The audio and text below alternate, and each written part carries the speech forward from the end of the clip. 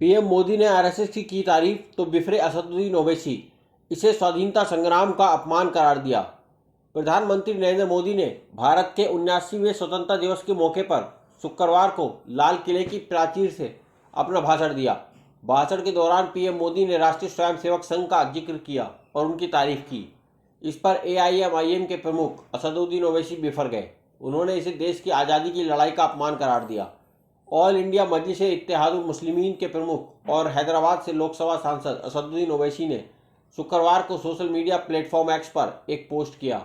ओवैसी ने अपने पोस्ट में पीएम मोदी के भाषण में आरएसएस की तारीफ पर नाराजगी जताई है।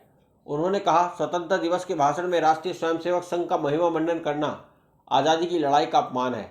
आरएसएस और इसके वैचारिक सहयोगी ब्रिटिश हुकूमत के सैनिकों के तौर पर काम करते थे।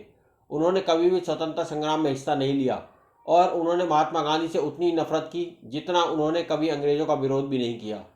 असदुद्दीन ओवैसी ने कहा, सभी को स्वतंत्रता दिवस की शुभकामनाएं। प्रधानमंत्री मोदी ने एक बार फिर हमें याद दिला दिया कि असली इतिहास को जानना और सच्चे नायकों का सम्मान करना क्यों जरूरी है। अगर हम ऐसा नहीं करेंगे तो वह दिन दूर नहीं जब कायरता को ही हमें बहादुरी का सबसे बड़ा रूप कहकर बेचा जाएगा। आरएसएस हमेशा से उस समावेशी राष्ट्रवाद के मूल्यों को ठुकराता आया है जिनसे हमारे स्वतंत्रता सेनानी प्रेरित होते थे।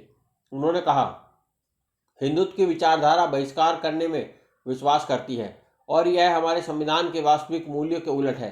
नरेंद्र मोदी नागपुर जाकर एक स्वयं सेवक के रूप में आरएसएस की प्रशंसा कर सकते थे, लेकिन एक प्रधानमंत्री के रूप में उन्हें लाल किले से यह क्यों करना पड़ गया।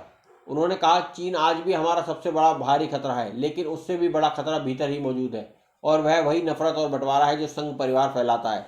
हमें अपनी आज़ादी की सच्ची रक्षा के लिए ऐसे सभी ताकतों को हराना होगा।